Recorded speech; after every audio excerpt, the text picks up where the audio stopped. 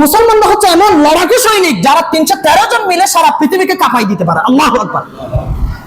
তো এটা কিন্তু ওরা ভালো করে বুঝছে, কারণ মুসলমানদের ইমানি শক্তি যেটা নারায়ে তাকবীর আল্লাহু আকবারের যে শক্তি, ওই শক্তির কাছে কোনো কামান গোলা দাঁড়াইতে পারে না। যখন সালাউদ্দিন আইয়ুবীর বীরত্ব চলতেছে সারা বিশ্বে, তখন বলা হচ্ছে যতদিন পর্যন্ত আমরা মুসলমানদেরকে ইমানে আঘাত করতে পারবো না, ততদিন আমরা বিজয় অর্জন করতে পারবো না। কারণ মুসলমানরা হচ্ছে এমন লড়াকু সৈনিক যারা 313 জন মিলে সারা পৃথিবীকে কাঁপাই দিতে পারে। আল্লাহু আকবার। তো এটা কিন্তু ওরা ভালো করে বুঝছে, কারণ মুসলমানদের ইমানি শক্তি যেটা নারায়ে তাকবীর আল্লাহু আকবারের যে শক্তি, ওই শক্তির কাছে কোনো কামান গোলা দাঁড়াইতে পারে না। এটা কিন্তু ইহুদি নাসারা যারা আছে তারা খুব ভালো করে জানে। তো এখন মুসলমানদেরকে যদি পরাজিত করতে হয়, আঘাত আনতে হবে কোথায়? ইমানে। কোথায় বলেন না? ইমানে।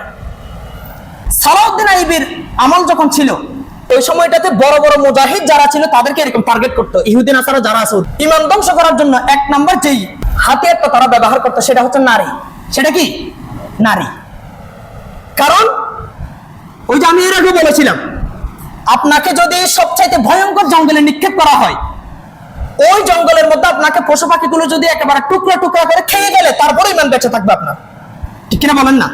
আপনাকে যদি সাহারা মরুভূমিতে একা ফেলে রাখা হয় কোনো খাবার পানীয় ছাড়া, আপনি যদি সেখানে না খেয়ে মারাও যান, তারপরেও আপনার ইমান টিকে থাকবে। কিন্তু যখন নারীর ফিতনায় আপনি পড়বেন, কখন আপনি ইমান টিকে রাখতে পারবেন না।